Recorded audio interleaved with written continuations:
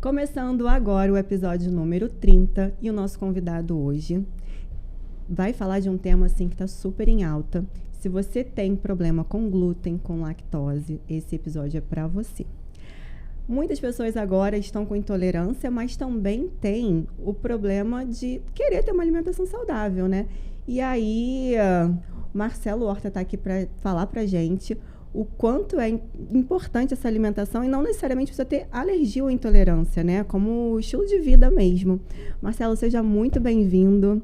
Quero muito conhecer essa história, que eu sei que não começou exclusivamente na gastronomia, né? E muita gente que está assistindo a gente não é da gastronomia, mas pensa em empreender. Então, seja muito bem-vindo. Muito obrigado, Luma. Um prazer estar aqui com você hoje. Me fala quem é o Marcelo, assim, como é que ele foi parar nessa linha saudável e sem glúten, sem lactose? Mas antes, você sempre teve essa alimentação? Não. Eu não tenho tireoide. Eu tenho uma doença autoimune, mas tem uma história por trás aí que eu vou te contar. Bom, eu sou Marcelo Horta, eu tenho 47 anos. Eu digo que eu sou o pai da Luana. Quando me perguntam quem eu sou o pai da Luana. E tem uma coisa curiosa, porque talvez eu não me sinta muito...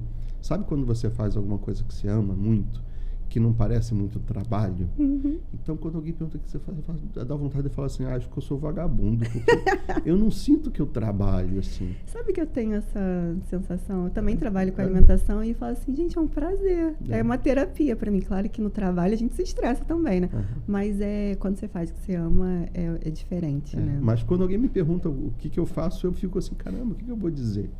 Será que fica feio se eu falar que eu sou vagabundo, que eu não faço nada? Porque eu tô o dia todo cozinhando. E aí, quando você está cozinhando, eu acho que você não está muito... Parece trabalho, assim. Parece que eu estou me divertindo. Aquilo ali é tipo terapia.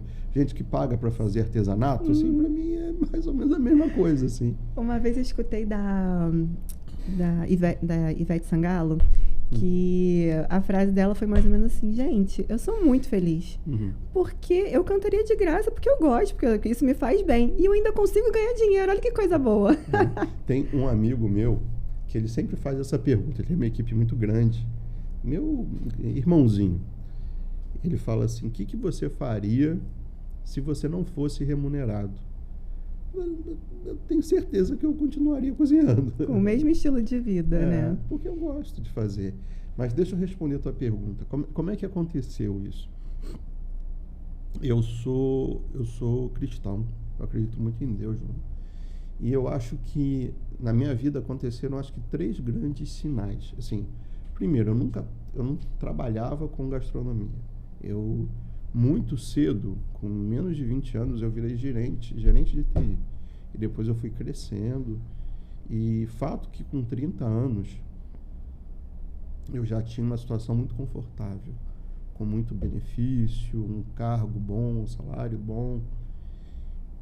E eu fui meio que parar nessa área de TI meio que por acaso, porque eu fiz química, meu pai é engenheiro químico, minha mãe é professora, e eu sentia que eu ia fazer alguma coisa com alimento, desde cedo. E meu pai trabalhava de engenheiro químico, diretor de uma empresa alimentícia. Lá foi meu primeiro emprego, na verdade, meu primeiro estágio não remunerado. Só que foi na época que teve o boom de computadores pessoais, que as pessoas começaram a ter computador em casa, as pessoas começaram a ter internet. E tu começou a se interessar nessa... Tecnologia, informática era meio que a profissão do futuro. Acho que talvez ainda seja um pouco. E tinha um diretor de TI que vira e mexe me chamava. Pô, vem fazer isso, eu sei que você gosta de tecnologia, vem fazer não sei o quê. E ele estava com um pepino que ele não conseguia resolver. E ele tinha uma equipe grande. E eu já era estagiário não remunerado em química. E aí eu comecei a mexer, futucar e resolvi o problema dele. E aí ele foi buzinar no ouvido do meu pai e falou assim, cara, libera o Marcelo para trabalhar comigo, para fazer estágio em tecnologia. Tecnologia é a profissão do futuro, não sei o quê. E o cara tem muita vocação, que ele resolveu um negócio que a minha equipe que estudou não conseguia resolver. Caramba. Foi por intuição? Você nem tinha conhecimento assim, de profissão? Não tinha estudado nada. E aí ele falou com meu pai falou comigo. E ele falou, cara, vai ver o que você acha. E eu gostei de tecnologia, mas eu gostava de alimento, gostava de química. Só que quando eu fui, foi um negócio muito estranho, assim, porque a empresa pagou um curso de uma grande empresa de tecnologia, que não vou fazer propaganda de ninguém aqui, mas nesse curso, o professor meio que falou assim, pô, o Marcelo é um cara bom, vou indicar ele para Gerdau. E aí a Gerdau me contratou, quando eu estava fazendo o curso. Então você tinha uma carreira assim que foi meio fluindo. decolando muito rápido. E aí as coisas começaram a acontecer e em 20 anos eu era gerente. Eu falei, poxa vida. E eu fui, sabe quando você vai levando? É casa, compra apartamento, financiamento, não sei o quê. Eu falei, poxa, minha filha nasceu. Eu falei, caramba, a vida está passando e eu não estou fazendo o que eu amo. E aí, meu último emprego foi numa empresa que eu não estava gostando. Era uma empresa que ela tinha sido recém-privatizada. E eu sempre falo isso, diferente do que muita gente pensa, uma empresa que foi recém-privatizada ainda tem influência do governo. E eu trabalhava com pessoas que não tinham... Eu tento ser delicado para falar, mas eu não sei muito bem como falar isso, mas não tinham os mesmos valores que eu. Ou até tinha bater ponto e receber, mas não tinha um compromisso. Não só isso, tinham coisas bem piores, na verdade. E aquilo me incomodava demais. Assim, eu tenho a minha consciência que eu preciso todo dia botar a cabeça no travesseiro e dormir bem. E eu não estava dormindo. Eu estava pensando coisas que aconteciam durante o dia. E um dia, o meu chefe virou para mim e falou assim, Marcelo, você é um cara que é muito essência. E você tem que ser mais aparência. Não é o que você tem de valores, é o que a empresa espera de você. Eu falei, cara, tá muito errado. Eu vou sofrer se eu tiver assim. E aí eu começava a trabalhar como se eu tivesse meio que... Sabe aquela história do palhaço, que se tá triste vai fazer todo criando mundo feliz? Personagem, né? Você não era feliz naquele ambiente. Exatamente. Eu tinha que vestir uma carapuça para ir trabalhar. E eu não estava gostando de fato daquilo. E aí foi piorando.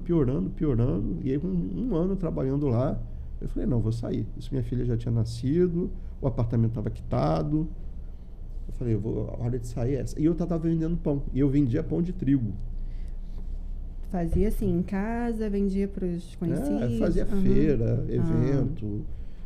Comecei a trabalhar com vários chefes, fornecia para eles. E era a tua segunda fonte de era renda, hobby. Assim, um hobby. Eu nem contabilizava aquela grana, porque era para mim um hobby. E aí eu chamei minha esposa para jantar, botei ela no restaurante e falei assim, Luiz, eu vou pedir demissão. E aí eu estava esperando, a minha esposa vem de uma família que todo mundo trabalhou a vida toda, e geralmente na mesma empresa a vida toda. E eu estava esperando que ela ficasse muito nervosa. E ela fez assim, ai, que bom. Eu estava pensando que você ia pedir o divórcio, que você estava tão para baixo. Eu falei, caraca. E aí ela muito me apoiou. Falou assim, não, você tem que ir mesmo. Ela já sabia que tu não estava bem, né? E ela achava que o problema era o casamento, né? Porque eu acho que as coisas acabam. Você é um ser único, né? Então, assim, não tem como separar as coisas. Então ela começou a perceber que as coisas não estavam bem.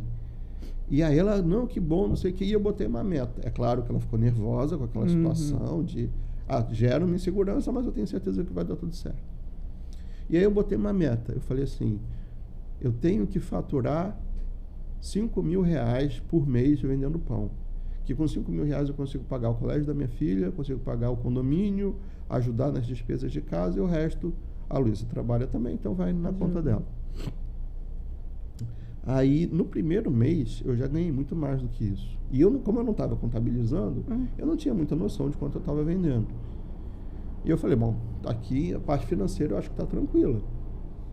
Só que começaram a acontecer coisas em sequência que eu interpreto meio como sinais divinos, assim, para eu mudar. Primeiro, eu fazia, todo ano, como executivo, você faz um check-up médico completo. Você deve conhecer. Você vai para uma empresa que eles fazem todas as especialidades médicas. E eu sempre... naquela época eu estava muito acima do peso. Eu estava dormindo mal, estava estressado, tudo ruim. Tudo para dar errado você tinha. Né? Então eu ia lá para tomar esporro. Mas era esporro mais do estilo de vida e do sedentarismo do que qualquer coisa mais séria. E naquele ano, O cara tava vendo minha tireoide aqui, ele falou assim, cara, você tá com uns nódulos na tireoide. Você tem que ir no endócrino ver. E aí eu fui na endócrino, a endócrino falou assim, olha, você tem hipertireoidismo de Hashimoto, que é uma doença autoimune, você tem que tirar o glúten e, de preferência, o leite também da sua alimentação. Isso tem quanto tempo? Isso tem 5 anos. Porque a gente fala hoje alimentação sem glúten, sem lactose, é diferente de 5, 10 anos atrás. Completamente. Né? Quando eu fiz nutrição e para fazer a conclusão de curso, a gente tinha que criar um produto para celíaco. E aí, nessa época, o assunto era só pensando na doença específica e não num estilo de vida de alimentação. E a gente falou assim, cara, tudo tem glúten. Como que a gente vai fazer? Como que a gente vai substituir? O que a gente usa? Não tinha ideia. Tinha 13 anos atrás. Então, quando você fala que você vai ter que tirar, você vai pensar assim, o que eu como agora? Exatamente. Eu não vou poder comer mais nada, né? E cria um desespero. Assim. Exatamente. Eu vou até fazer um gancho rapidinho. Hoje eu sou embaixador da CELBRA, que é a Associação de Celíacos do Brasil. E eu tenho muito contato com doentes celíacos. Hoje em dia não se fala mais doença celíaca, se fala condição celíaca, né? E o que essas pessoas mais querem é comer. Você conversa com eles sobre... Cara, eles só falam de comida. Eles só querem comer, que é um negócio, uma necessidade básica que a gente pensa, pô, tá óbvio, todo mundo vai no supermercado vai encontrar. Não é assim. Tem um grupo que não... Pra eles é pior ainda, porque assim, tem a questão da contaminação. Você pode até fazer um produto sem glúten, porém ele pode estar contaminado com glúten. Exatamente. Porque ele fica no ar. Então, o celíaco é pior ainda, né? Não é só procurar no local que não tem. Tem se você misturar na mesma panela, mesma colher, né, que você já fez um dia, já pode conter contaminação. Então, é uma alimentação muito restritiva, né? Exatamente. E quando você entra nesse mundo, mergulha nesse mundo, você vê que o trigo não é só no biscoito, no macarrão. A pasta de dente tem glúten, a ração do cachorro tem glúten, a cosmética que então, brinca assim, tem. Aí, para esse grupo, fica muito complicado. Mas foi o que eu te falei, o desejo do celíaco é comer. Ele já aprendeu qual ração que pode comprar para o cachorro, ele já sabe dos cosméticos, mas comer continua sendo um problema. Mas eu acho que nesse momento tiveram 3 sinais na minha vida, né? O primeiro foi esse, que eu fui para endócrino, ela mandou tirar, e eu trabalhava com trigo, eu estudava trigo, eu já me chamava padeiro. E era a tua opção de trabalho naquela época, né? E aí aconteceram as coisas que eu falo que é muita coincidência para não ser algo maior, né? Doença autoimune com indicação para tirar o glúten. Aí eu fui num médico, que é um cara bárbaro, que a gente tem, um gigante da medicina integrativa, e ele chegou lá, cara, tem que tirar as coisas que estão te inflamando, e o glúten é inflamatório. Eu falei, caramba, o segundo que fala para eu tirar o glúten. Parece conspiração. Aí eu tenho uma nutricionista, Roberta, que é uma querida, e ela sempre cuidou da minha dieta. Ela chegou e falou assim, Marcelo, tem que tirar o glúten. E assim, nenhum deles eu cheguei lá falando, olha, alguém mandou tirar o glúten, vim aqui para saber se é isso ou não. Eu deixava as pessoas falarem. E todo mundo falou a mesma coisa, tá com doença autoimune, você tem que tirar. E não era só doença autoimune, eu tenho bronquite, asma, a minha filha tem rinite. E eu falei, caramba, todo mundo implicando com glúten com leite. Mas tudo bem, até aí tudo bem.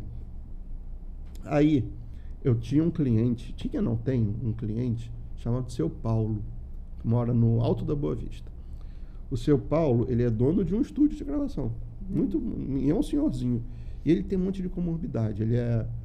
Ele tem diabetes, ele é hipertenso, ele tem glaucoma. Bom, eu já não lembro, mas ele tem um monte de... E eu mandava os pãezinhos para ele, encomendava os pãezinhos. E naquela semana, ele virou para mim, um dia a gente estava batendo papo, né? Estava no temporal, eu fui entregar um pão para ele. Ele falou assim, Marcelo, você não quer fazer pão para mim, não? Eu falei, mas ó, eu trago pão para você o tempo todo aqui. Ele falou, não, é porque eu sou celíaco. E eu compro o teu pão porque o teu pão é muito bom, mas eu mesmo não posso comer. Caralho. Eu só dou o pão para os meus funcionários, para a minha equipe. Você faz um sem glúten, mas eu quero que você faça um sem glúten E não pode ser um pão sem glúten, tipo pão de forma, porque isso tem no mercado e é uma Horrível. M. Eu quero que você faça um pão igual você faz para mim mesmo, um pão modelado, francês, italiano, uma baguete. Eu falei, tá bom, vou fazer. Só que até então você nem sabia, né? Não, eu já Tinha um conhecia conhecimento. panificação sem glúten, mas nunca tinha me interessado. Eu tenho uma afilhada que não consome glúten, então eu já sabia mais ou menos como era, mas não tinha feito nada assim grande. Sabia o básico. Sabia fazer pão de forma. E aí eu comecei a estudar. E eu tenho um irmão que mora nos Estados Unidos. Eu falei, Felipe, procura, porque aqui no Brasil não tem livro bom sobre panificação sem glúten. Procura aí nos Estados Unidos e manda aqui para mim. E ele me ligou e falou, Marcelo, não existe. Existe sobre alimentação sem glúten, sobre os problemas relacionados ao glúten, mas de panificação sem glúten não tem. Aí eu falei, cara, não tem jeito, eu vou ter que escavar esse negócio para fazer. E aí, fazer cada pão, uma coisa horrorosa. Mas um pão que eu falava assim, Jesus, eu tirava o pão do forno pesado. Assim, duro, bate. Se entregar isso para a guarda municipal, eles usam como cacetete, assim, para bater nas pessoas. Por isso que as pessoas desistiam, falavam, não é possível. Era muito ruim, era muito ruim. Mas eu continuei estudando, e aí eu fui modificando, ajustando, e tudo que existia era muito ruim, muito superficial. E como eu tinha feito química, eu precisava entender o que acontecia com aquela massa para eu ajustar. E aí, nessa mesma semana, uma chefe, que é amiga minha, que trabalhou comigo, ela falou assim, Marcelo, tem uma moça que ela teve câncer, ela tá parando de trabalhar, ela vai mudar para Portugal e ela vai vender uma padaria, que é uma padaria fechada, que só produção. E você não quer ela dar uma olhada se você quer comprar forno? Eu sei que vocês estão produzindo muito aí. Eu falei, vou lá sim. Quando eu cheguei lá, era a Cozinha Crunch, o que hoje é a minha empresa de panificação. A moça realmente estava se fazendo de tudo, tinha colocado todos os funcionários de aviso prévio. E eu cheguei lá, era uma empresa que produzia alimentos sem glúten. Claro, muito embrionário, muito pequenininho. Não tinha desenvolvido os produtos corretamente ainda. Mas eu falei para ela, olha, não sei em que ponto você está. Mas eu não quero que você venda nada, eu quero a empresa toda. Inclusive os funcionários que estão comigo até hoje. São as mesmas pessoas. E ela me vendeu a empresa e hoje é a Cozinha Crunch, que começou lá com o pedido do seu Paulo. Mas aí já tinha eu com a doença autoimune, com orientação para tirar, o seu Paulo pedindo. Eu tinha comprado a Cozinha Crunch, que eu já poderia fazer produto sem glúten.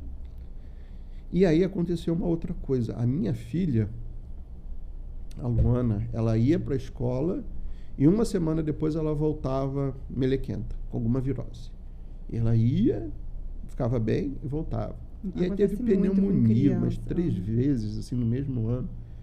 E aí eu virei pro pediatra dela e falei, cara, tem uma coisa errada com o sistema imunológico da menina, porque não é possível. Não vou poder mais mandar minha filha para a escola. E eu sou muito agarrado com ela, sofria, até hoje, assim, se ela ficar doente, eu fico muito mal.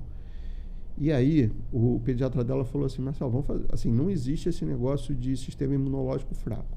Hoje eu entendo que isso é uma besteira, eu não sou médico, mas eu entendo que isso é uma besteira. Mas, vamos mandar ela para um alergista, porque o que acontece é, você tem alergias, e aí essas alergias atacam o seu sistema imunológico, ou demandam coisas do teu sistema imunológico que você tem que investigar. E aí eu lembro, eu levei a Luana para fazer exame de sangue, tiraram, sei lá, uns 15 tubos de sangue dela, ela chorando, porque era um bebezinho ainda, né?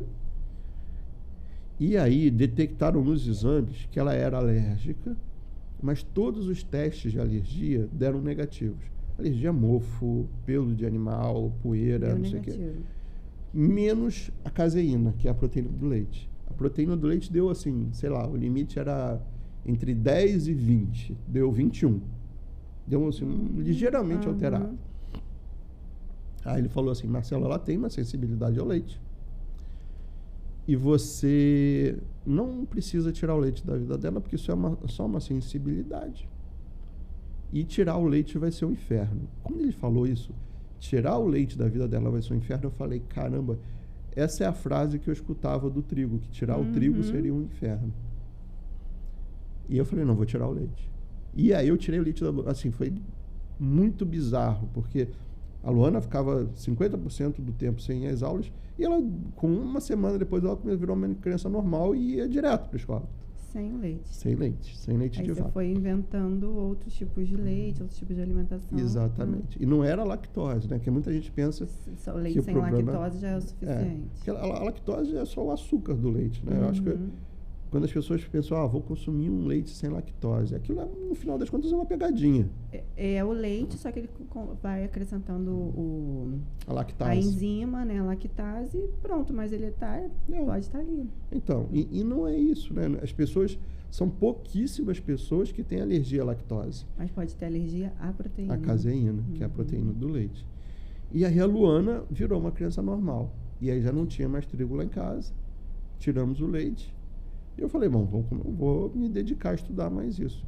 E aí a Cozinha Crunch cresceu. Aí eu gravei cursos ensinando a fazer panificação sem glúten. Não fazia anúncio. Só as pessoas que me procuravam falavam, poxa, porque era uma coisa muito restrita. Tinha muito mais gente pedindo do que eu conseguia fazer. Até hoje. Eu sempre falo assim, eu não faço propaganda da minha empresa. Porque a gente não tem mais capacidade de produção. Para eu produzir mais, eu tenho que montar mais empresa, mais fábrica, expandir mais. E aí tinha um monte de gente que não conseguia fazer curso, não conseguia aprender, não conseguia comprar. O cara lá de Manaus precisava vir para o Rio para ter uma aula comigo, para aprender a fazer pão sem glúten. E às vezes o cara não conseguia de primeira, às vezes a turma estava lotada, às vezes não conseguia vir. E às vezes ele não consegue achar na cidade dele para comprar, né? E eu entendi naquele momento, que eu tinha tudo. Assim, às vezes as pessoas são extremamente ambiciosas de, eu quero um apartamentaço, um carro, vou viajar ao mundo. E eu falei, cara, meu apartamento está quitado, minha filha está bem, minha família está bem, eu faço o que eu amo, eu tenho tudo. Eu não preciso mais. Então, eu acho que naquele momento eu falei, poxa, eu vou fazer alguma coisa para essas pessoas. E eu comecei a fazer cursos gratuitos de panificação sem glúten. E aí um monte de gente colou comigo. E até hoje eu faço muito trabalho voluntário, porque para mim o importante é que as pessoas tenham o que comer. É muito ruim você viver sem ter o que comer. Exatamente. Agora, você estava falando e eu estava pensando assim, você viu um problema e você não ficou no problema, você vai buscar a solução, né? Eu não posso comer glúten, agora minha vida vai ser um inferno, né? Como é que vai ser? Não, existe solução. Você viu uma demanda na sociedade, porque precisa, mas não tem. E aí você foi buscar, mais uma vez, a solução. Tem muita gente que assiste a gente que, assim, tá num momento de infelicidade no trabalho, que dá dinheiro, mas não dá o prazer. Então, como fazer essa transição, né, de carreira, de sair de uma empresa que não está feliz, ou que ganha pouco, ou que às vezes você até ganha bem, mas não encaixa. Não está na tua essência, né? Eu lembro que quando eu fiz nutrição, eu amava cozinhar, mas as pessoas falam assim, cara, mas o cozinhar na minha cabeça, na cabeça das pessoas que conviviam comigo, era como se, não vai dar em nada, vai ficar fazendo comidinha, assim, tipo, vai estudar, vai não sei o quê, sabe? Era meio... Era tipo a avó que não fazia as mulheres, né? Que não trabalhava, ficava em casa, fazia comida, arrumava a casa. E aí, hoje, a profissão chefe está sendo bem mais valorizada, né? E você vê que você pode ajudar, sim, outras famílias, muito através da gastronomia, né? Eu desenvolvi a empresa Ruth, que a gente está passando aqui, que é uma alimentação saudável, mas não Aí as pessoas falam assim, eu não gosto muito de saudável, não. Eu gosto daquelas coisas boas, gorda, né? Com rodízio de pizza. Aí eu falo assim, não, eu quero te mostrar que comer saudável pode ser muito gostoso. Pode ser até mais gostoso do que o que você está acostumado hoje. Minha barriga chegou a roncar, que pegou, não sei se vazou o áudio aí, mas assim, a gente usa um óleo de páprica defumado para grelhar o frango. Então, a gente tem uns truquezinhos da gastronomia que faz total diferença. Claro. E aí, na panificação, você fala assim, cara, não dá para comer pão sem glúten. Aí você vem e fala assim, eu quero te provar que pode ser um pão tão bom ou melhor do que o que você sempre consumiu e achava que era bom. Eu acho, Luma, quando alguém fala para mim que a alimentação sem glúten é ruim, eu sempre faço uma brincadeira, principalmente com meus amigos. Eu chego lá em casa, eu faço pizza, eu faço pão, faço focaccia, faço calzone, faço macarrão. Tudo. E eu não falo que é sem glúten. E aí o pessoal tá lá, jantando, não sei o que lá. E aí, gostaram? É sem glúten. E aí todo mundo, não pode, mentira, você usou trigo nem entra lá em casa. Uhum. Então, assim, se você me perguntasse, sei lá, uns 5, 10 anos atrás, como faz essa transição, eu diria assim, faz um plano de negócios, vai no Sebrae, estuda o mercado, entende bem. Hoje em dia, a minha cabeça meio que mudou. Assim, hoje em dia, você já leu aquele livro Pai Rico, Pai Pobre? Uhum. Ele fala um negócio muito interessante que é assim, as nossas faculdades, elas formam empregados e não empregadores. E aquilo é muito forte para mim, porque a gente está sendo preparado, os nossos filhos estão sendo preparados para trabalhar para os outros. Exatamente. E assim, quando você olha para países mais desenvolvidos que o Brasil, tem gente que não gosta de ouvir isso, mas é fato, tem um monte de sociedade que está mais desenvolvida que a gente. Você vê que é diferente, que as pessoas saem com uma visão de negócio, e estudam mais contabilidade, estudam mais finança. Exatamente. Eu vejo isso no meu trabalho, no dia a dia do restaurante, que assim, não adianta eu ser ótima na cozinha. Uhum. Isso é importante dentro do restaurante? Sim. Mas não é o que vai sustentar o restaurante a longo prazo. Você fazer o custo, a ficha técnica, usar sem glúten, sem lactose, o que você vai substituir? Não é só a química que você precisa saber, mas dentro do custo. Eu posso criar um produto maravilhoso, com o melhor leite vegetal, com a melhor farinha, com o melhor... não sei. Tá, mas o custo disso, quem vai comprar está disposto a pagar? Alguns sim, outros não. Será que eu consigo criar dentro de um melhor custo-benefício para poder abrir esse leque e qualquer pessoa poder consumir? Uhum. Então, quando eu desenvolvi, eu falava assim, gente, eu tenho que criar o meu modelo de negócio, né? Era para atender um público que não fosse tão caro, porque a maioria das pessoas fala assim, poxa, eu até tenho vontade de comer, mas é muito caro esse tipo de alimentação, não dá dentro do meu orçamento. Eu consigo comprar um pão francês 50 centavos, R$1 hoje, mas eu não consigo pagar 20, 30 reais num pão, entendeu? Comer minha família, eu gasto R$5 num dia. E aí eu falei assim, nossa, que desafio. Eu sei técnicas, eu sei ingredientes que eu posso usar, mas dentro do meu plano de negócio não cabe dentro esses ingredientes. Então, quando você vai montar um negócio, hoje você ensina a fazer pães, né? Mas quem tenta montar um restaurante, uma fábrica de pães hoje, tem que saber para quem ele vai vender. Se ele vai vender para o cliente final, se ele vai vender para padarias, se ele vai vender para uma delicatessen, né? Então, falando em negócios agora e não só alimentação, você também fala isso no teu curso? Sim, eu tenho uma mentoria que é específica para quem está indo para esse ramo, né? E uma das coisas, eu vou contar um segredo aqui, Luma. Uma das coisas que eu sempre falo para as pessoas é que, primeiro, o plano de negócios que eu te falei, que eu ia falar de Sebrae, não sei o quê, eu acho que tem que ser rápido. Tem que ser rápido e pequeno. A gente não tem tempo, a nossa vida passa muito rápido para você ficar sofrendo num lugar que não te traz felicidade.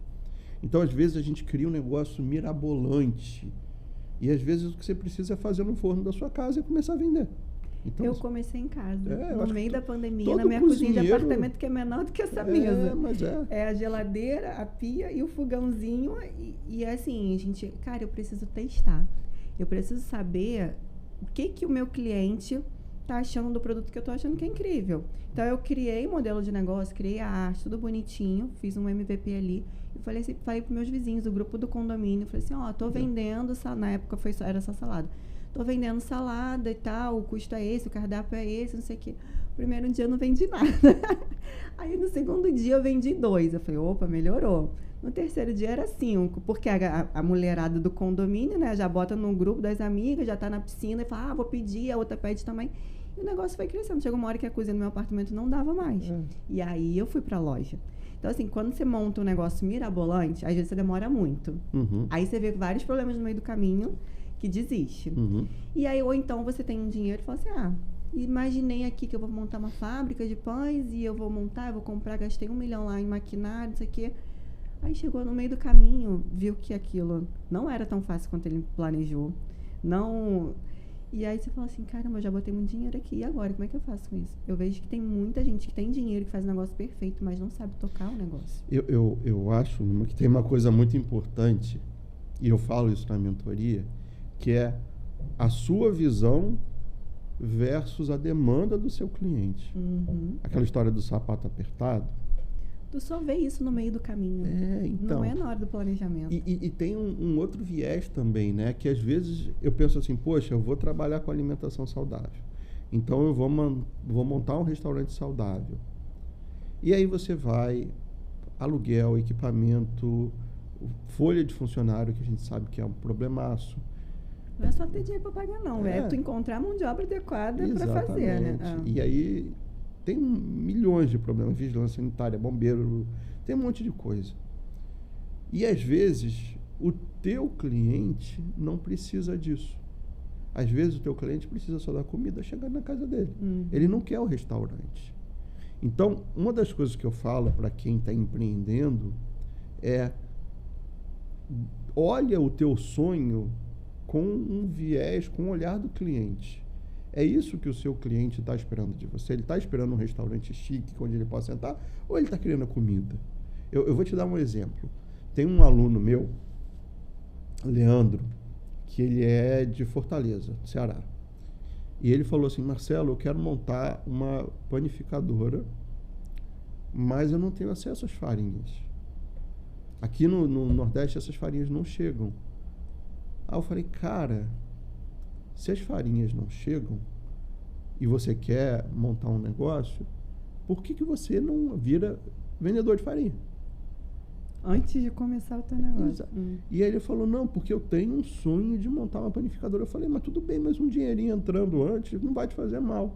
E ele mesmo compraria da empresa dele de farinha. Hoje ele é o maior representante de farinhas sem glúten no Nordeste. Então ele virou tipo o cara, todo mundo conhece ele. Por quê? Porque tinha uma demanda que ele mesmo identificou que era uma demanda. A dificuldade para montar a empresa dele dependia das farinhas. E aí, a dor de um sempre é a dor de milhares. E às vezes a gente fecha os olhos para isso. Eu falo que empreendedor não pode ter o ego muito aflorado, não. Você tem que ver a demanda do teu cliente e fazer. Por exemplo, eu comecei o meu projeto inicial quando eu estava lá em casa. Eu vi que tinha uma outra loja que vendia muito bem salada. Eu falei: pô, salada é legal, não sei o que, eu vou fazer. Só que diferente dessa empresa que está fazendo. Vou melhorar, vou dar meu toque aqui. Aí montei salada, foi legal, tava verão. Aí montei a loja, logo depois veio o inverno. Aí eu percebi que eu vendia no almoço e vendia no jantar. Era refeição. Mas à tarde eu ficava a tarde toda parada. Ninguém compra salada, né? Aí depois eu vi que eu falei: cara, eu tô chegando num limite aqui que as pessoas comem salada, mas não comem salada todos os dias, o ano inteiro. E aí eu falei: caramba, eu preciso criar outra estratégia. Falei: vou criar sanduíche dentro dos ingredientes que eu já tenho aqui na salada. Quero frango, quero mignon, já tinha alface, já tinha um tomate, não sei o quê. Aí criei o sanduíche para vender à tarde. Depois eu falei assim: cara, as pessoas estão querendo... a gente ouvia, né? Fala: comida quente, tem que ter uma comidinha quente, não sei o quê.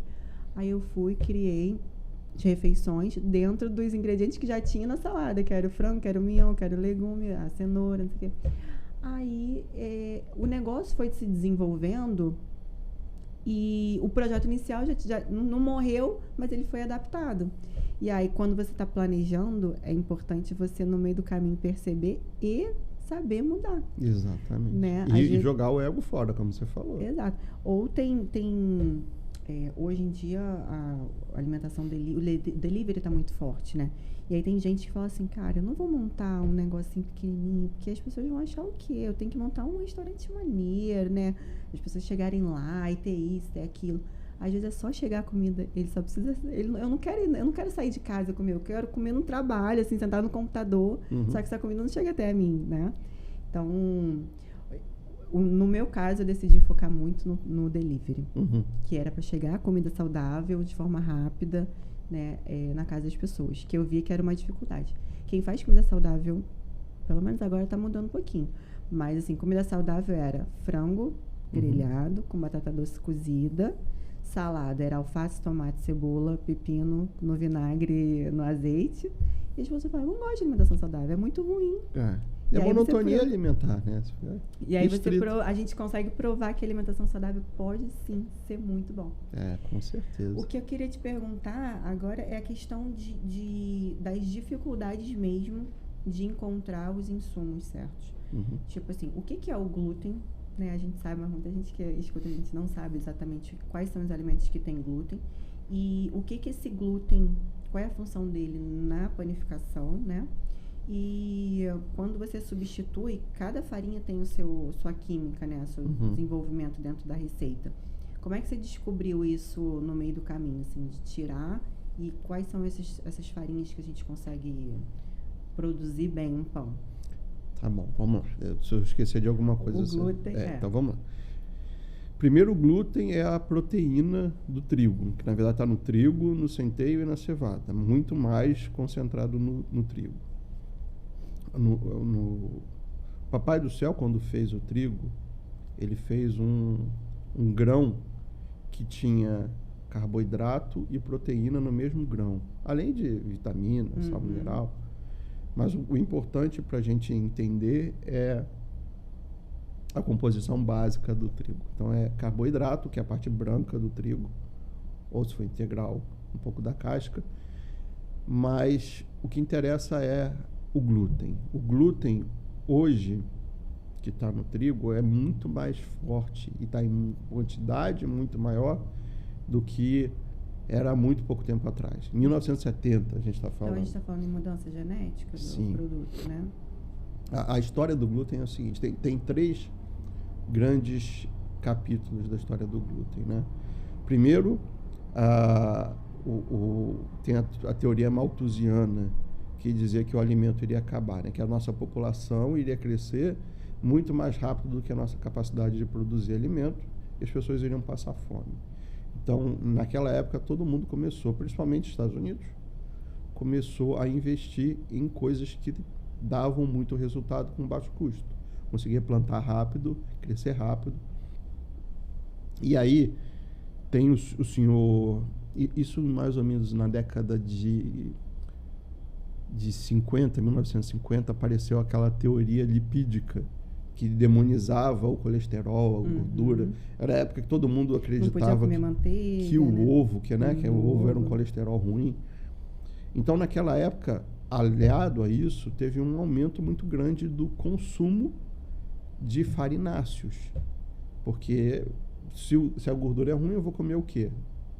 Carboidrato, farinha. E aí, em 1970, 1968, teve uma praga, uma infestação de gafanhoto nos maiores produtores de trigo, que eram Estados Unidos e México, que devastou com trigo que o mundo todo consumia em excesso. E aí os Estados Unidos começaram a incentivar, sempre os Estados Unidos, né? A incentivar o desenvolvimento de um trigo mais resistente, que crescesse mais rápido, que fosse mais forte. E aí teve um cientista que ele até ganhou um prêmio Nobel, Norman Borlaug. Esse cara ganhou um prêmio Nobel por isso. Ele cruzou várias espécies de trigo e aí ele fez um trigo chamado trigo anão, que cresce muito mais rápido, tem muito mais glúten, muito mais resistente. Então essa é uma história recente, né? Então, esse trigo que está chegando para a gente hoje não era o mesmo trigo que nossos pais comiam, por exemplo. Por isso que tem tanta intolerância e antigamente não tinha, né? Então, o glúten hoje, aí voltando para o grão de trigo, né? O glúten, ele é duas substâncias que desenvolvidas em contato com a água formam glúten, que é a gliadina e a glutenina. Particularmente a gliadina ou a alfa-gliadina é a que causa problema para a gente. Porque quando essas substâncias elas entram em contato com a água, elas fazem uma cola, que é o glúten. Porque o glúten nada mais é do que uma cola. A função dele é ser uma cola. Por isso que deixa o bolo mais fofinho, né? Isso, porque ele faz como se fosse uma bola de aniversário. Ele enche de ar ali. Você tem o fermento que está produzindo gás. Então, o glúten retém aquele gás e o pão fica fofinho. a massa fica macia. Então, o glúten é o cara da panificação. E o mercado que manda no trigo é o mercado da panificação. Primeiro é panificação, depois biscoito e massa. Depois acho que vem ração. Então, assim, os maiores consumidores são quem manda no produto. E o que a indústria da panificação quer? Ela quer mais glúten. Porque é o que deixa o produto melhor, né? Exatamente. O que o padeiro quer é cada vez mais glúten, que é o que faz o pão ficar muito elástico. Você não consegue fazer, por exemplo, um croissant se você não tiver muito glúten. Consegue fazer um sem glúten com outras técnicas. Mas se uma farinha for fraca em proteína, tiver pouco glúten, não sai croissant, por exemplo. E aí qual é o problema? A gente tem o nosso organismo, a gente tem basicamente, a gente se alimenta de gordura, carboidrato e proteína, né? Essa é a base da nossa alimentação. E o nosso organismo converte, por exemplo, o carboidrato em glicose, em açúcar. O nosso organismo quebra a proteína em aminoácidos. Sim. E a gente tem no nosso intestino as células que recebem os alimentos, né? A gente sabe que a absorção de alimento é no intestino. Então, a gente tem as células que elas recebem os aminoácidos. O nosso organismo consegue processar uma cadeia com 1, 2 ou 3 aminoácidos. Mais do que isso, não consegue. E o glúten é uma cadeia com 277 aminoácidos, que já na mastigação você começa a quebrar, mas quebra em pedaços de 50 aminoácidos. Então você tem um negócio grandão aqui no teu organismo que cola nas células que estão preparadas para receber os aminoácidos, os nutrientes, e ela não encaixa. E aí essas células, elas têm esses epitélios, assim, elas vão dobrando, elas vão inflamando. E aí, quando ela perde essas velocidades, ela fica lisinha, assim, elas se separam. Elas inflamam tanto que elas se separam.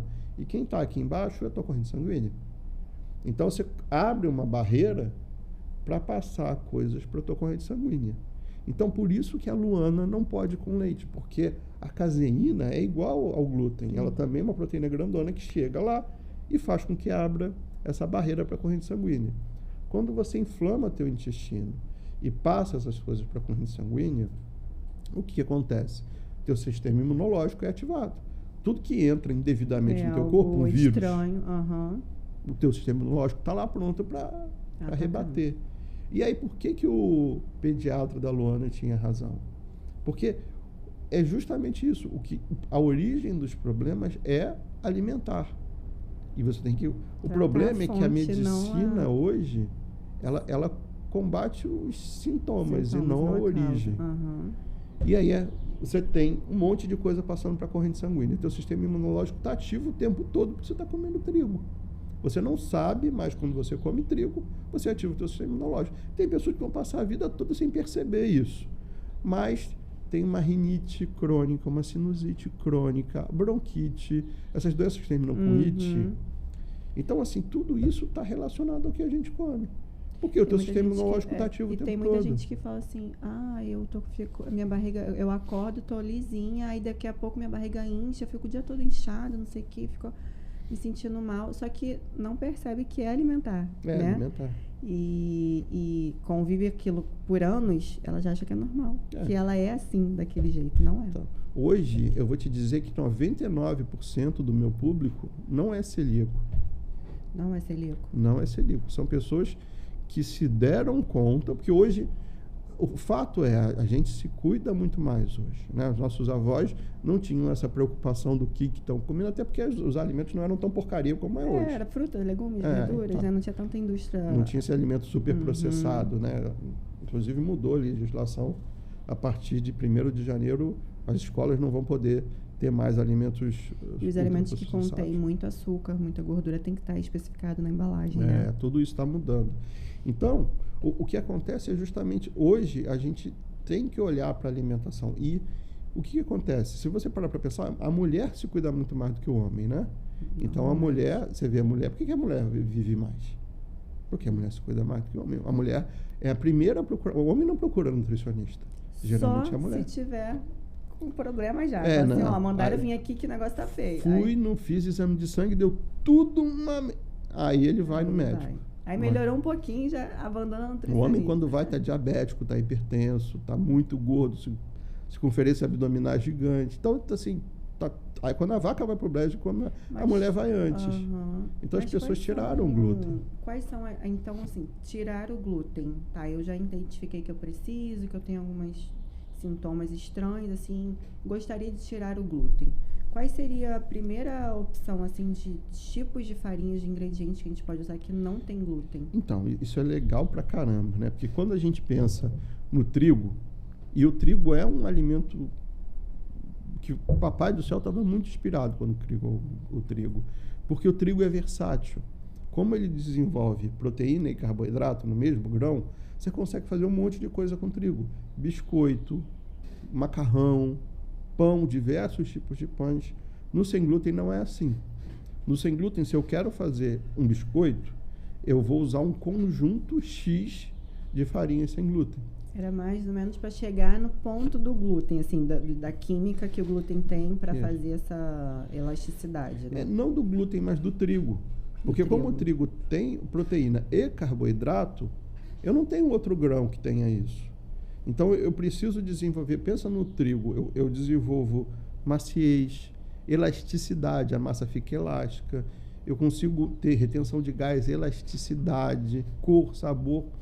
No universo sem glúten, eu preciso, para cada uma dessas coisas que eu te falei, eu preciso de uma farinha.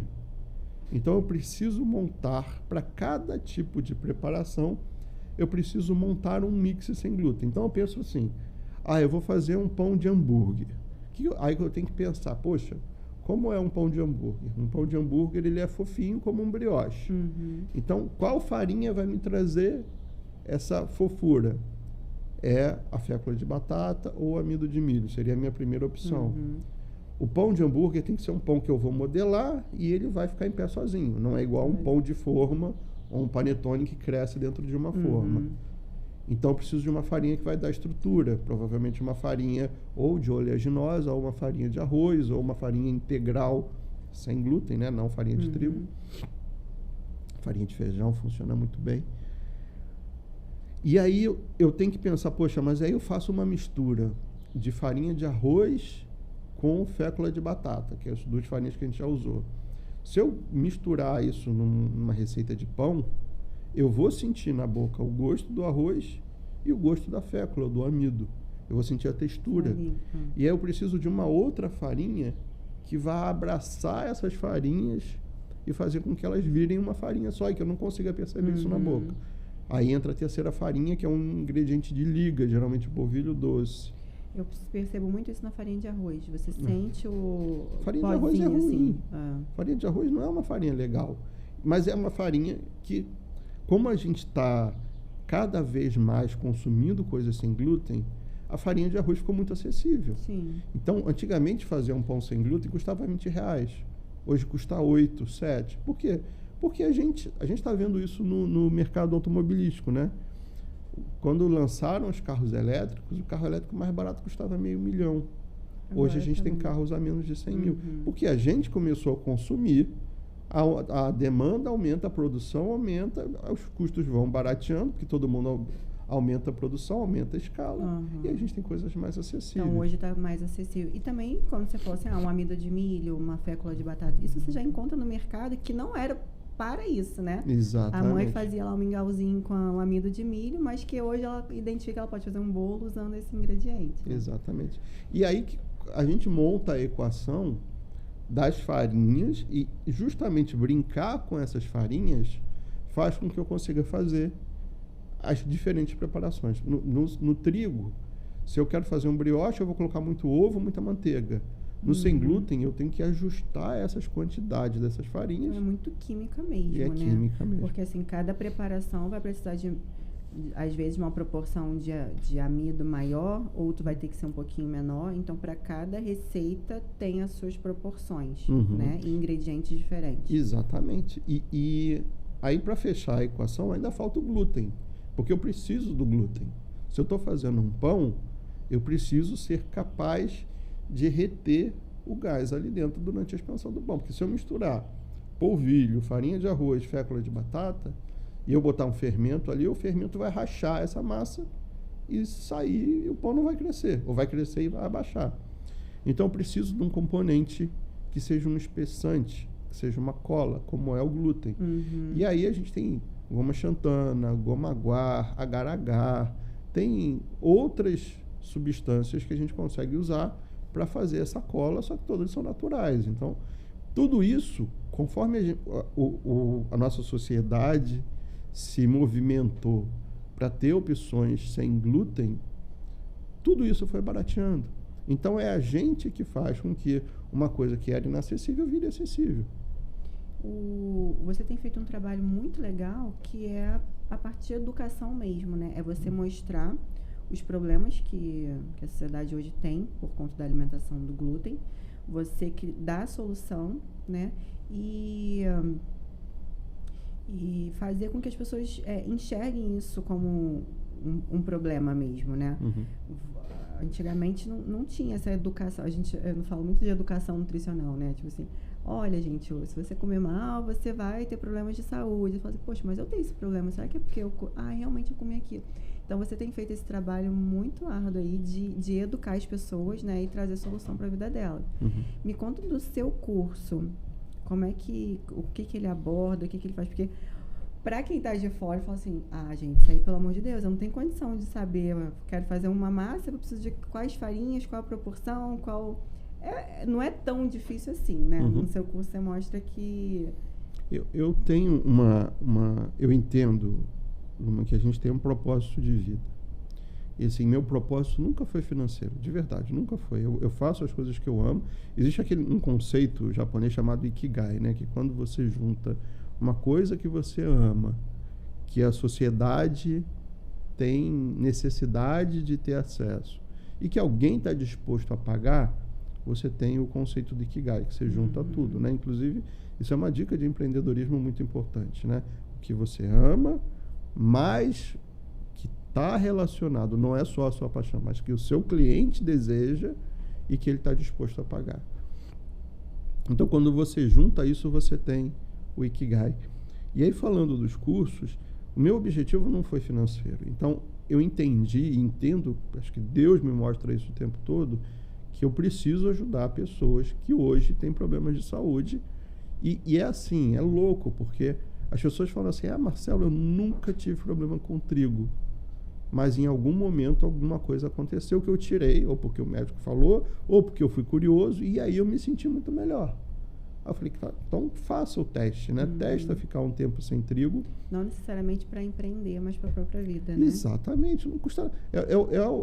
A dádiva de entender as coisas, né?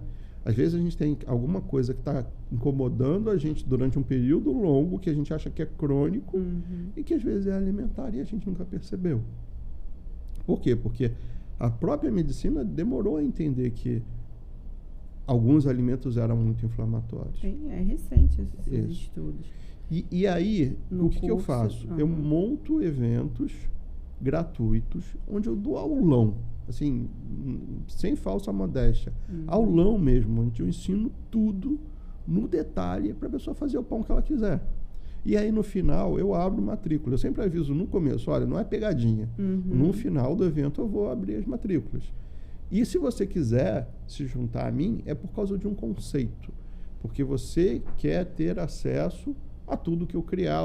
Porque lembra que a gente falou de não é o teu sonho, é o sonho do teu cliente? Isso é um erro que as pessoas cometem, acho que o tempo todo. Às vezes eu penso assim, poxa, eu dou aulas ao vivo a cada 15 dias para os meus alunos, além dos cursos gravados. E aí a gente tem uma comunidade, que hoje é a maior comunidade sem glúten da internet. E às vezes eu penso assim, poxa, o que eu vou fazer na próxima aula? Tem aula agora, sábado tem aula. E em vez de eu ficar sofrendo com o que eu vou fazer, eu pergunto para o meu cliente, o que você quer que eu te ensine? Então, isso é outra dica de empreendedorismo que eu acho importante, né? É o que o teu cliente quer e não o que você sonha. Então, a gente o tempo todo fica na dúvida do que fazer e pergunta para o teu cliente o que ele quer. Tem gente que fala assim, o meu sonho é fazer um curso digital porque eu quero ficar rico, rápido, porque eu não quero trabalhar todo dia, eu quero fazer o meu horário, não sei o que. Ele pensa no eu. Mas ele não pensa no que ele vai fazer, que vai trazer de bom para a sociedade, né? O que a sociedade está precisando e o conhecimento dele pode mudar na vida das pessoas. Então, esse é o princípio, né?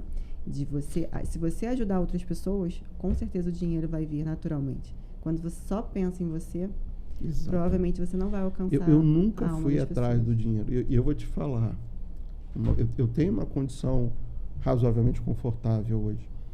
Semana passada, a maior empresa de alimentação do Brasil entrou em contato comigo. Por quê? Porque eles fornecem alimentos para, 75% das cantinas das escolas. E aí eles precisam colocar opções inclusivas ou não alergênicas. E aí eles entram em contato comigo. Então, assim, não é algo que eu fui buscar. Eu não saí, você está precisando de alguma coisa sem glúten? Batendo na porta. Eu comecei a fazer o que eu achava que era certo, o que eu estava entendendo que era, o que ajudava as pessoas.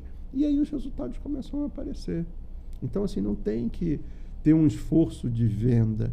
Quando você faz o negócio certo, que está atendendo a dor de alguém, os teus clientes vão chegar para você. E hoje a internet ajuda muito, né? A internet ajuda muito. É muito. Se você estivesse só numa cozinha, no Rio de Janeiro, numa salinha que você dava aula uma semana, era no boca a boca, né? As pessoas iam. Hoje em dia, não. Você bota na internet, todo mundo vê, inclusive de outros países você também Com certeza, faz, tem né? aluno no mundo todo. Me fala pra gente encerrar aqui o nosso bate-papo. Não, tá bom. Abajou já. Igual o Jô Soares vai dizer, mas que pena. Fala aí, diretor, quanto tempo a gente tem? Uma hora. Bateu uma hora, né? É papo bom, a gente nem percebe. Nem percebe, né? E o que você pode deixar de mensagem? Você já deu várias mensagens aqui, né? Que é o amor, quando você faz com dedicação e ajuda as pessoas, as coisas voltam para você. Porque eu imagino assim, muitas pessoas que assistem ou para ajudar para ela própria mesmo, para alguém da família, como foi sua filha, né? Para um cliente que está precisando, que você tem ajudado muitas pessoas, e também para empreender. Se tudo isso, ela já ajudou a família dela e tal, mas ela sonha também em poder ajudar outras pessoas, que caminho assim inicial que ela poderia... Onde ela pode começar essa jornada? Então, excelente pergunta, Luna. Teve até uma aluna minha que brigou comigo outro dia, que ela falou assim, eu sempre uso o exemplo da Uber, que eu falo assim, o brasileiro, quando fica desempregado, está numa situação desconfortável, porque é fato, quem trabalha para os outros tem um futuro incerto, mesmo quem trabalha para o governo, assim, as coisas mudaram. Então, você não sabe o dia de amanhã. Basta que a empresa esteja mal, que ela vai precisar cortar. E eu falo que o brasileiro, quando fica desempregado, a primeira coisa, principalmente os homens, né? Quando fica desempregado, fala assim, agora eu vou pegar meu carro e vou dirigir para Uber e aí eu vou ser dono do meu próprio nariz, não sei o quê. Fato é, falando de realidade do Rio de Janeiro, você vai trabalhar para uma empresa que vai te explorar, porque é isso que essas big fazem. Você está exposto à violência do Rio de Janeiro, que a gente sabe que Rio de Janeiro não é para amadores, né? Principalmente trânsito no Rio de Janeiro. Aí você vai trabalhar pra caramba e você fica naquela de, vou fazer uma horinha a mais, porque a conta tem que fechar no final do dia, de combustível, das despesas com o carro. Então você está se expondo a um monte de coisas, e aí por isso que eu falo que a menina reclamou comigo, ela falou assim, Marcelo, você fala mal da Uber e meu marido trabalha na Uber. Não estou falando mal da Uber, estou falando de uma verdade que o brasileiro, quando fica numa situação ruim, procura trabalhar para Uber. E pelo menos ainda hoje em dia tem isso, né? Que antigamente nem isso tinha. E às vezes você consegue na cozinha da sua casa, sem gastar dinheiro, sem se comprometer, porque a pessoa fala assim, não, porque eu vou começar um negócio, eu vou ter que pegar um monte de dinheiro emprestado. Eu nunca peguei dinheiro emprestado, você começou sem dinheiro. Então não precisa de pegar dinheiro emprestado para começar. Então você começa na cozinha da sua casa, faz o MVP pequenininho, testa lá, a pessoa tem o sapato apertado, tem sempre alguém que precisa. E aí, talvez a segunda dica seja, saia da sua zona de conforto. Não é o que você sonha, né? A gente já falou sobre isso. É o que parou para pensar, olha, outro dia eu estava assim no shopping, eu falei assim, poxa, aqui no shopping, se aqui no shopping tivesse uma barbearia, eu faço a barba em barbeiro, eu falei, se aqui no shopping tivesse uma barbearia, seria legal. E quando eu tenho essas ideias, eu falo assim, poxa, quantos homens não pensaram a mesma coisa? Então, assim, se você está sentindo que tem alguma coisa que está faltando, olha para aquilo com carinho, porque ali está uma oportunidade de você ganhar dinheiro. Às vezes a oportunidade está, como você falou, né? Tive vários sinais da vida que me levaram para esse caminho. No meu caso, eu andava no shopping e eu falava assim, eu não quero comer nessa praça de alimentação. Não é isso que eu estou querendo comer, sabe? Eu preciso ir para casa para comer o que eu gostaria de comer, porque eu não encontro. O que eu posso fazer dentro da minha alimentação que eu gostaria de encontrar na rua? E aí foi que eu desenvolvi o restaurante. Hoje a gente não está ainda em grandes shoppings, né? Mas eu já consegui levar pelo menos para casa das pessoas. E aí é essa visão, assim, observar. Uma vez eu estava em Búzios e aí eu queria sair para jantar, me arrumar. Eu cheguei do trabalho, eu já fui direto para lá.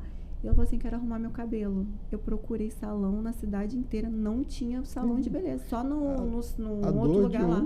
É a dor de milhares. Se tivesse uma escova aqui, uma unha, as mulheres, porque você está viajando, você precisa de algum lugar, e não tinha. Luma, eu não consumo leite, eu não consumo glúten. Eu vou ao Barra Shopping, que é o maior shopping aqui do Rio de Janeiro, não tem nada para eu comer lá. Não tem. E não sou eu. Tem milhares de pessoas como eu que vão ao shopping e não tem uma opção para comer. Você falou do celíaco, da associação, né? Uhum. Qual é a estimativa de pessoas que são celíacas, que aí já é um grupo bem 1%, específico? mas tem um problemaço nisso, né? E eu sou parte desse problema. Eu reconheço isso. Porque o que acontece? Você entendeu o problema do glúten. Você se conscientizou que tem alimentos que podem estar te fazendo mal. O que você faz? Você tira. E aí, quando você tira, você nunca mais quer saber daquele negócio. Uhum. Eu sempre falava isso, no passado falava. Faz um teste. Tá achando que está tudo bem? Tira o glúten em uma semana e vê o que vai acontecer. E as pessoas falam assim, poxa, eu tirei o glúten em uma semana, parei de sentir dor de cabeça, parei de ter gases, a minha constipação sumiu, e aí eu comecei a dormir melhor, acordei bem disposto e perdi peso. Aí você fala, caramba, foi só um teste. Só que esse teste pequenininho acaba contribuindo para que o número de pessoas que são identificadas como alérgicos ou intolerantes ao glúten seja muito pequeno, porque ninguém testa. Quantos testes de alergia você já fez na vida? Principalmente de alergia alimentar. Então a gente não testa. Então assim, o número existe muito maior, mas as pessoas nem sabem que tem essa intolerância. Tem um amigo meu, que é um médico integrativo de Porto Alegre, o Dr. Samuel, que é um monstro da medicina integrativa. Ele fala assim, todo mundo é celíaco em algum nível. Pode ser que você seja num nível muito raso, que você vai conviver a vida toda com aquilo e está tudo bem. Mas o glúten continua sendo inflamatório para todo mundo. E tem pessoas que vão perceber na hora que tiram, imediatamente. Só na hora que tira. Só que como a pessoa tira e se sente muito bem, você vai voltar a comer para fazer teste? Você tirou, deu bom, você não vai voltar atrás. Então acaba que esse número fica muito pequeno, que hoje é estimado em 1% da população ser celíaca. Mas por quê? Porque ninguém testa. Eu nunca testei. Exato. E também as pessoas não sabem nem muito onde recorrer. Por exemplo, tem testes de intolerância, de alergias, que é por alimento muito saudável, por tomate, por banana, entendeu? Coisas que você fala, pô, no geral, você fala assim, ó, sua dieta toma alface, tomate, come fruta, legumes, isso aqui. Só que tem determinados alimentos que dão intolerância para uma pessoa. E esse alimento é saudável, considerado saudável, entendeu? Mas tem uma questão cultural também aí, porque o SUS tem um protocolo para diagnosticar a alergia alimentar. O SUS, inclusive, tem um programa muito legal para evitar doenças justamente a partir da alimentação. Mas pergunta se alguém se interessa por isso. Ela nem sabe também. Esse alguém vai no SUS para perguntar como é que eu faço para não ficar doente. Tá lá. O protocolo existe, A orientação da vida melhor sem depender de remédio existe, mas a gente não... Principalmente o homem. O homem, eu falo, teimoso. O homem é um bicho, por isso que o bicho morre cedo. Mas essa associação, ela também indica restaurantes, lugares onde a pessoa pode ir? Sim, comer? a Acebra tem um monte de informação no site da Acebra, você entra lá. Inclusive, eles criaram o passaporte sem glúten, que é uma carteirinha que dá desconto para quem não pode consumir glúten. Então, assim, tem toda a informação, inclusive todo o protocolo para diagnóstico e avaliação de intolerância alimentar está lá no site deles. Muito legal, essa eu não sabia. Então a gente vai encerrar aqui nosso episódio. Muito conteúdo bom. Eu aprendi várias coisas, mas ainda estou meio curiosa assim, com as farinhas, que eu fiquei meio na dúvida. Então eu vou ter que entrar lá no Instagram dele. Qual é o Marcelo? @chef.marcelohorta. Então entra lá, tem vários vídeos, várias receitas. Você já pode começar hoje mesmo na sua casa. Até mais. Muito obrigada. Obrigado.